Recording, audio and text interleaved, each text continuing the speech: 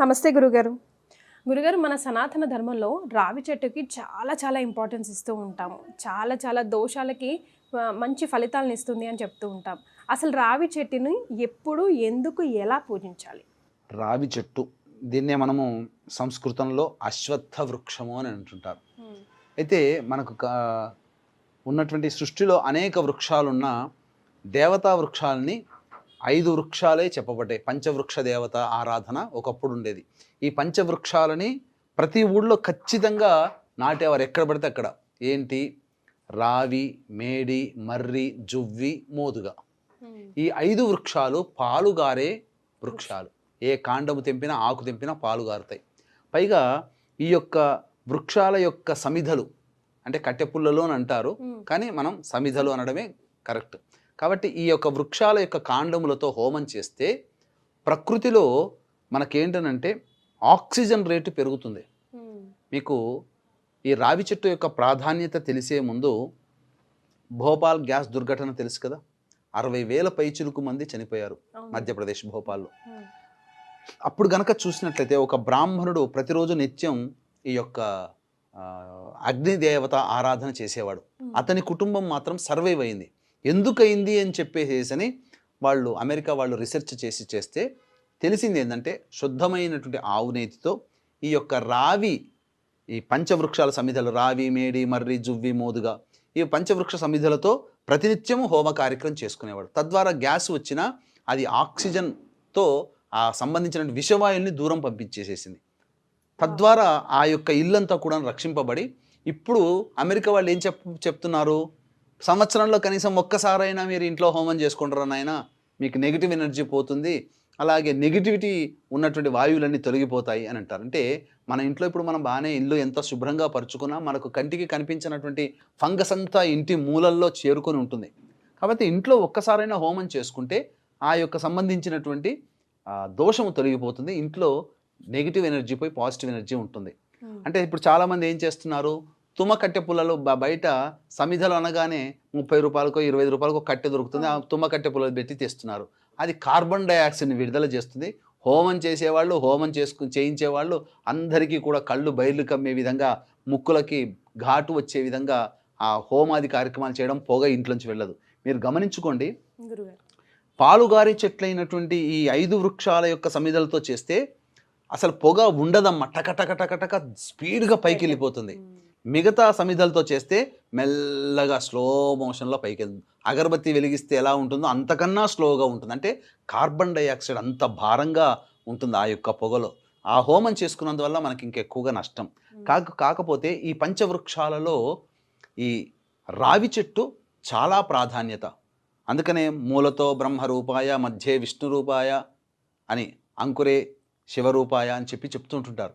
అంటే మూలస్థానము బ్రహ్మ అయితే, మధ్యస్థానము విష్ణు స్వరూపము, పైగా అగ్రస్థానము అగ్రో శివరూపాయ, అగ్రస్థానం వచ్చేసేసి శివరూపం. కాబట్టి బ్రహ్మ విష్ణు మహేశ్వరుల స్వరూపముగా ఈ అశ్వత్థ వృక్షాన్ని మనము ఆరాధన చేస్తుంటాం. పూర్వకాలంలో మహర్షులు చెప్పినటువంటి విధానాల్లో రావి చెట్టు చుట్టూ తిరగండయ్యా అని చెప్తూ ఉంటుంటారు. అనగానే మన వాళ్ళు దాన్ని ఒక విధానంగా పాటిస్తూ వచ్చారు. కానీ ఈ కాలానికి అది అనవసరం లేని చెప్పేసి అంటున్నారు. కానీ అప్పుడు పెట్టినటువంటి వాళ్ళు, ఇప్పుడు మనం ఏదో ఇంగ్లీషు, ఫిజిక్స్, కెమిస్ట్రీ రాగానే ఐన్స్టీన్, మేరీ ఇలా చెప్పుకుంటూ గొప్ప వాళ్ళ గురించి, గ్రహం బెల్ గురించి, అబ్బా గ్రహం బెల్, ఎడిసన్ లేకపోతే మనకు లైట్లే లేవు. మరి ఆ కాలంలో లైట్ లేకపోయినా వాళ్ళు జీవితాలు కొనసాగించారు, ఆనందంగా ఉన్నారు. ఎన్ని రకాలుగా ఉన్నా ఇప్పుడు మనం ఆనందంగా లేం. కాబట్టి బయటి వాడేవాడో విదేశం వాడు కనుగొన్న వస్తువేమో గొప్పది, మన వాళ్ళు పనికిరాని వాళ్ళు. సైకిల్ మన వాళ్ళు కనుక్కున్నారు, నోట్ ప్యాడ్లు అప్పుడే ఉన్నాయి. మీరు మధునిక బృహదీశ్వరాలయం తమిళనాడు వెళ్తే మనం పట్టుకొని నోట్ ప్యాడ్లు, ఇప్పుడు పెన్ను పెట్టి నోట్ ప్యాడ్లో మనం చేస్తున్నామా, అప్పుడే ఒక స్త్రీమూర్తి విగ్రహం నోట్ ప్యాడ్లో చేసుకున్నట్టుగా ఉంది. సైకిల్ తొక్కిన ఆనవాళ్ళు అప్పుడే చెక్కి ఉన్నారు. మరి వీళ్ళు కనుక్కున్నది ఏంటి, మనము మర్చిపోయాము. కానీ మర్చిపోయిన దాన్ని వీళ్ళు తిరిగి గుర్తు చేశారంతే. కాబట్టి ఇక్కడ ఎందుకు ఇంతగా చెప్పాల్సి వస్తుందనంటే, ఈ యొక్క రావి చెట్టులో ఔషధ గుణాలు చాలా ఉన్నాయి. ఆక్సిజన్ 100లో 90% ఆక్సిజన్ని విడుదల చేస్తుంది రావి చెట్టు. అందుకనే ప్రతి ఊళ్ళో రావి చెట్టు ఊళ్ళో నాటమన్నారు, ఇంట్లో కాదు. ఊళ్ళో రావి చెట్లు విరివిగా నాటేవాళ్ళు. ఈ రావి చెట్టు చుట్టూ కూడా సకల దేవత ఆరాధన చేయడానికి అనుకూలమైనటువంటి విధంగా ఉండేది. అంటే ఈ రావి చెట్టు చుట్టూ ఎవరెవరు ప్రదక్షిణలు ఎట్లా చేయాలని అంటే మొత్తం ఇక్కడ ఈ సంబంధించినటువంటి ద్వాదశ రాశుల వాళ్ళల్లో గురుగారు. మీన, మేష, కర్కాటక, సింహ, వృశ్చిక, ధనుస్సు రాశి వాళ్ళు గురు గ్రూపు. వీళ్ళు నారాయణాయ నమః అంటూ 27 ప్రదక్షిణలు చేయాలి. 27 ప్రదక్షిణలు చేసి అప్పుడు తూర్పు వైపున ఫేస్ పెట్టి విష్ణు అష్టోత్తరం 3 సార్లు చేయాలి. ఇక వృషభ మిథున కన్య, తుల, మకర, కుంభరాశులు జన్మించిన వాళ్ళు శని వర్గానికి అవుతారు. వీళ్ళు శివాయ నమః అంటూ 27 ప్రదక్షిణలు చేసి ఉత్తరం వైపు ఫేస్ పెట్టి శివ అష్టోత్తరం 3 సార్లు, వీళ్ళైతే నారాయణ అష్టోత్తరంగా విష్ణు అష్టోత్తరం 3 సార్లు పారాయణం చేసి రావాలి. అక్కడ రావి చెట్టు దగ్గర శనిదోష నివారణార్థమై సూర్యాస్తమైన లోపల నల్ల నువ్వుల నూనెతో దీపారాధన చేసి, అలాగే పాలని నీళ్లతో కలిపినటువంటి పాలని ఆ యొక్క రావి చెట్టు మొదట్లో వేసి అక్కడ నల్ల నువ్వుల నూనెతో దీపారాధన చేసి ఆ పాలు తడిపినటువంటి ముద్దని నుదుట శిరస్సుగా ధరించి ఇంటికి వస్తే శనిగ్రహ దోషాలు పోతాయి. ఇంకా ముఖ్యంగా చెప్పాలి అని అంటే ఈ యొక్క రావి చెట్టు చుట్టూ సంతానం కలగనటువంటి అమ్మాయిలైనా అలాగే అబ్బాయిల యొక్క జాతకంలో డాక్టర్ల దగ్గర చూపించుకుంటే వాళ్ళ యొక్క శరీరంలో డెడ్ సెల్స్ ఉన్నాయండి అని చెప్తారు. అన్నప్పుడు ఈ రావి చెట్టు చుట్టూ ఏ పురుషుడు రోజుకి 108 ప్రదక్షిణలు తిరిగి విష్ణు అష్టోత్తరాన్ని అక్కడ కూర్చొని తదేకంగా 3 సార్లు పారాయణ చేసి ఒక 40 రోజులు చేసి చూడండి, మందులతో కన్నా ఇంకెక్కువగా అతని యొక్క శరీరంలో డెడ్ సెల్స్ యాక్టివ్ సెల్స్గా మారిపోతాయి. అంటే అట్లా అని చెప్పి వైద్యాన్ని తక్కువ చేయడం కాదు, వైద్యం తీసుకోవాలి. కానీ వైద్యం ద్వారా అందే ఫలితం కంటే ఈ రావి చెట్టు చుట్టూ తిరగడం వల్ల ఇంకా వైద్యంతో సహా ఒక కోర్స్ ఉంటుంది. ఆ వైద్యం వాడితే ఒక 3 నెలల్లో మీ యొక్క డెడ్ సెల్స్ అన్నీ పోయి యాక్టివ్గా అవుతాయనంటే ఈ రావి చెట్టు చుట్టూ తిరిగితే నెల రోజుల్లోనే ఆ వైద్యం తీసుకోవడం వల్ల యాక్టివ్ సెల్స్గా మారిపోతాయి. గర్భం ధరించలేనటువంటి స్త్రీ కూడా రావి చెట్టు చుట్టూ తిరిగితే గర్భధారణ జరిగినటువంటి సంఘటనలు చాలా ఉన్నాయి. అందుకే రావి చెట్టు బెరడుని చక్కగా కడిగి ప్రతిరోజు ఒక గిన్నెలో వేసి ఆ తర్వాత తెల్లవారుజామున ఆ నీటిని కనుక తాగితే గర్భదోషాలు తొలగిపోతాయి. అందుకనే రాగి కాండము గ్లాసులు, రాగి కాండము బౌల్స్ తయారు చేసుకొని ఇప్పుడు బయట అమ్ముతున్నారు.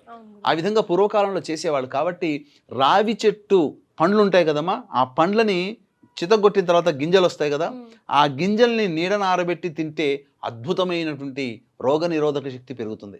కాబట్టి రావి చెట్టుని మనము ఆధ్యాత్మికంగా భావన చేస్తే దేవతారాధనలో భాగంగా మనం చూసుకోవచ్చు. అలాగే సైన్స్ పరంగా చూస్తే ఎన్నో ఉపయోగాలు ఉన్నాయి. సంతానం కలిగిన వాళ్ళు చాలా మంది ఉన్నారు. కాబట్టి అందుకనే పూర్వకాలంలో చెట్టు చుట్టూ పుట్ట చుట్టూ తిరిగిన వాళ్ళకి సంతానాలు ఎందుకు కలిగాయంటే ఇదే దీని యొక్క మర్మం అనేటువంటి విషయాన్ని గమనించుకోవాలి. కాబట్టి వీక్షిస్తున్నటువంటి ప్రేక్షకులు ప్రతి ఊళ్ళో రావి చెట్టు ఉండే విధంగా చూసుకోవాల్సిందే.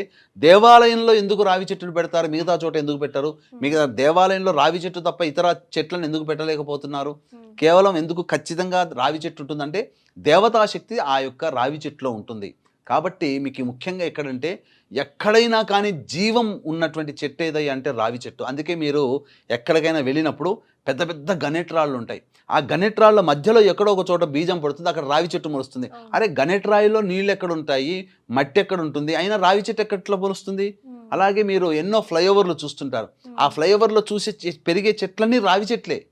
అంటే పక్షులు ఆ మన పదార్థాలని తిన్న తర్వాత గింజల్ని అరిగించుకోలేక ఆ యొక్క వేస్టేజ్ రూపంలో వదిలేస్తే అవి ఫ్లైఓవర్ల మీద పడి ఇంటి గోడల మీద పడి ఆ ఇంటి గోడల మీద రావి చెట్లు మొలుస్తాయి మిగతా చెట్ల కన్నా.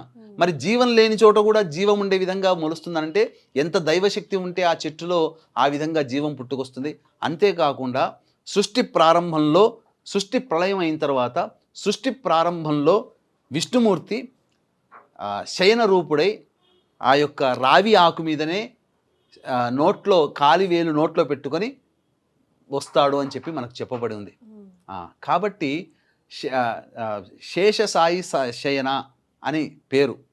మనం ఇప్పుడు పిలుచుకునే సాయి కాదమ్మా, శేష సాకారం కాదు, షాకు.